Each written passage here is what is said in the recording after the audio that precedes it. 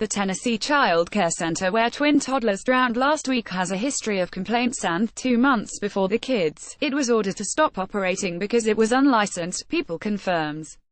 Elijah and Alyssa Orihuela were found on Friday around 10 a.m. in the backyard pool of Baby Daycare, which was run in a home in West Knoxville. According to the Knox County Sheriff's Office, a worker looked for the twins after the arrival of another child and found them in the deep end of the water, unresponsive. The children were reportedly rushed to nearby East Tennessee Children's Hospital, where Alyssa the same day. Elijah was placed on life support and was pronounced dead 2 days later, according to local TV station WFMY. They would have turned 2 in August. After much heartbreak, Elijah has gone to be with his sister Alyssa. They were formed together in my womb and came into the world together, the twins' mother, Amelia Weand, told the Knoxville News-Sentinel. Both kids were extremely strong. She was his other half. They were soulmates and never apart. Even in death they were together. Weand said they donated Elijah's organs. "I'll never understand this, and I'm not sure how to live with this pain," she said. But to prevent another family from suffering this immeasurable pain, today Elijah became a superhero. A GoFundMe campaign was set up for the family to help pay for funeral expenses and medical bills. So far, more than $33,000 has been raised. People's efforts to reach Child Care Center employees or its owner, Jennifer Sally, have been unsuccessful. 3 complaints this year in May, about 2 months before the twins. The Tennessee Department of Human Services, which licenses child care facilities in the state, served the center with an injunction after DHS workers said that Sally was unlicensed to operate a child care center. Because the center did not have a license, Sally could not take care of more than 4 unrelated children at a time for periods longer than 3 hours. According to DHS spokesman Sky Arnold, Sally agreed to the state's injunction, which prevented her from establishing, conducting, managing or operating any kind of child care facility, Arnold tells People. Essentially, it ordered her to not have any more than 4 unrelated children in the house at a time, he explains. The DHS investigation had been triggered after the State Department received 3 complaints, according to Arnold.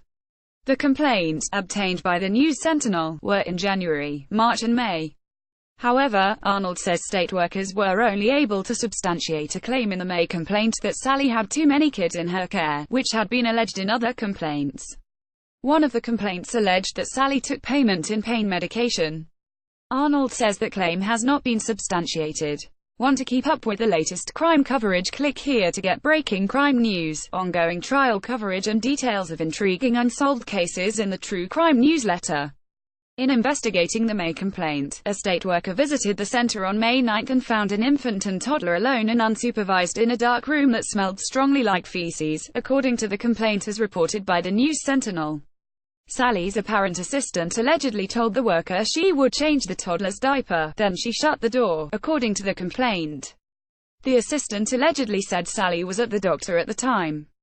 The worker observed 6 children in another room of the home, according to the paper's account of the complaint. On another occasion, according to the News-Sentinel, 2 more DHS evaluators allegedly stopped by the home but no one answered the door. Still, the evaluators said that they could hear children inside singing. According to DHS employees, an advertisement for Sally's center, later taken down, stated that the business was licensed and that Sally was trained in CPR and first aid, according to the News-Sentinel. Sally allegedly told investigators she had not pursued her business license due to fire safety requirements. Investigation is ongoing according to Arnold. The DHS is not alleging that Sally violated the injunction preventing her from operating a child care facility, and as such they do not believe that, at the time of the toddler's drowning, she was taking care of more than 4 kids for longer than 3 hours. Both the Knox County Sheriff's Office and the state's Department of Children's Services are investigating the incident.